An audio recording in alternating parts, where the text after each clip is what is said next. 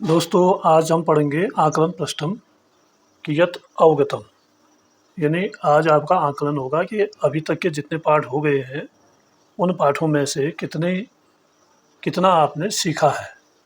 अभी तक के जो 8 पाठ हो गए हैं उसी में से ये सारे प्रश्न हैं। इस वीडियो में हम सीखेंगे विभक्ति और वचन कैसे बताया जाता है और रिक्त स्थानों की पूर्ति, इसके साथ ही लकार बदलना और उसके बाद विकल्प वाले प्रश्न है, उचित विकल्प छांटना, फिर है प्रश्नों के उत्तर लास्ट में। तो अभी तक के 8 पाठों से ये है, इसमें से परीक्षा में बहुत सारे प्रश्न आते हैं। तो आइए देखते हैं आकलन पृष्ठम। पहला है अधोलिखितानां पदानां विभक्तिम वचनम च लिखतः। नीचे लिखे गए पदों की यानी शब्दों की विभक्ति और वचन हमने यहाँ पर बताना है, कौन सी विभक्ति है और कौन सा वचन है। जैसे यहाँ पर प्रदेशस्य दिया है, प्रदेशस्य मतलब प्रदेश का, तो इसमें षष्ठी विभक्ति है और एक वचन है। तो ऐसे ही अब आपको बताना पुष्पाणी का। पुष्पाणी है प्रथमा विभक्ति का बहुवचन है ये, तो हम यहाँ पर लिख देंगे प्रथमा बहुवचन।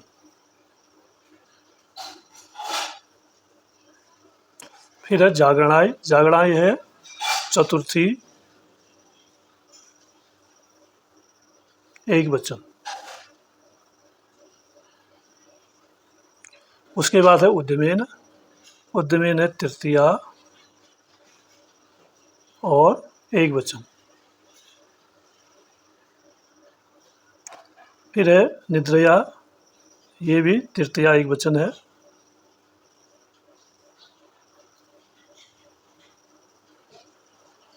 फिर अंतिम शब्द है आगमनेन, ये है आपका तृतीया एक वचन, ये भी है।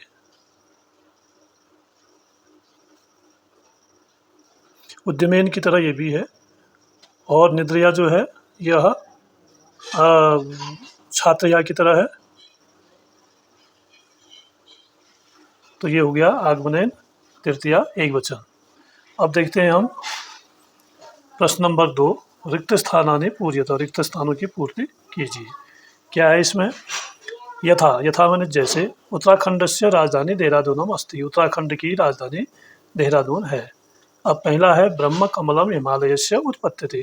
ब्रह्म कमल हिमालय के डॉट डॉट में पैदा होता है। हिंदी में अगर हम कहें तो हिमालय से उपत्यका या शिखरेशु, तो हम लिखेंगे शिखरेशु। फिर है शिव प्रसाद डबराल आप डॉट डॉट आसीत। शिव प्रसाद डबराल डॉट डॉट आप डॉट डॉट आसीत। यानी इनको क्या कहते थे?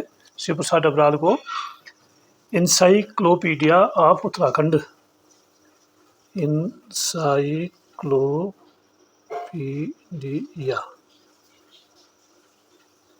इंसाइक्लोपीडिया ऑफ उत्तराखंड आसीत। अलस बालक कदापि न अकरोत्। आलसी बालक, अभी आप देख रहे हैं अलग अलग पार्ट से हैं ये प्रश्न। और अब अलस बालक से है, तो अलस बालक कदापि न अकरोत्, कभी नहीं करता था। क्या नहीं करता था? स्वकार्यम, जो उसका पढ़ने लिखने का कार्य था उसको वो कभी नहीं करता था। काव्य शास्त्र विनोदेन काला गच्छति। काव्य शास्त्रों को पढ़ने में और विनोद, उन पर विनोद करने में ही काला गच्छति, काल व्यतीत होता है। किसका? धीमताम। और शिव प्रसाद डबराल कृते वीरवंदना नाम अंताक्षरी पुस्तिका में रचित।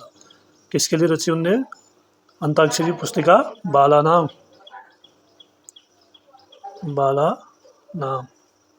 बालानाम कृते वीरवंदना अंताक्षरी पुस्तिका अरचित। अब देखते हैं प्रश्न नंबर 3।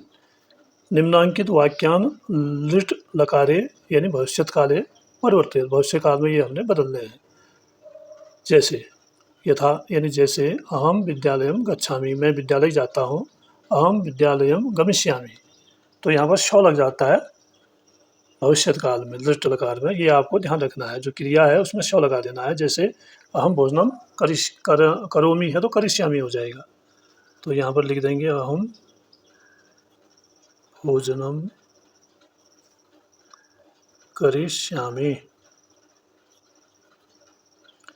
दूसरा है त्वम पुस्तकम पठसि। अब यहाँ पर भी वही श लगेगा, त्वम पुस्तकम पठिष्यसि, पढ़ोगे, इसका अर्थ हो गया। सह क्रीडति, इसका होगा स लोट लकार में क्या होगा, सह क्रीडष्यसि, ऐसे ये बदल जाएगा। घो है गीता हसति, तो लिख देंगे गीता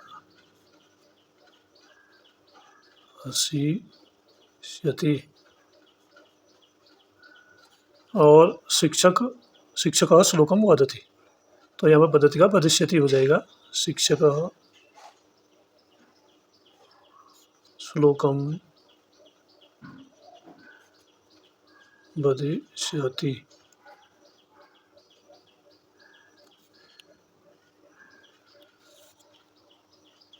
अगला प्रश्न देखते हैं। प्रश्न 4 है, उचित विकल्पम चिन्हतु, उचित विकल्प चुनिए।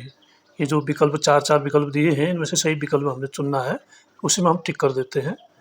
यहाँ पर है उत्तराखंड से राज्य पुष्पम। राज्य पुष्पम 1 है कमलम, 2 गंध पुष्पम, 3 बुरास पुष्पम, 4 ब्रह्म कमलम। तो ये 4 वाला सही है, इसमें हम टिक कर देते हैं। फिर है खो, उत्तराखंड से राज्य चिन्ह अस्ति। उत्तराखंड के राज्य चिन्ह में है अश्वाह, गंगा तरंगा, पंच पर्वत श्रृंखला, देवदारू वना। तो क्या है इसमें, गंगा तरंगा सही है, इसमें हम टिक कर देते हैं।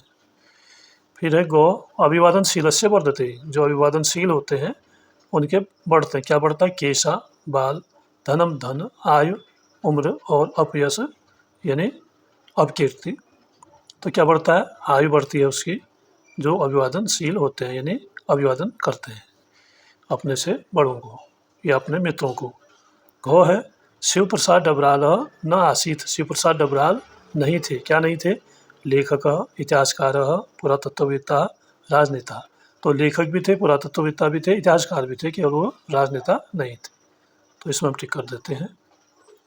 और अंतिम है उत्तराखंड अस्ति क्रीड़ा क्षेत्रम, समुद्र तटीय प्रदेश, रत्नप्रसूताधरा राजधानी।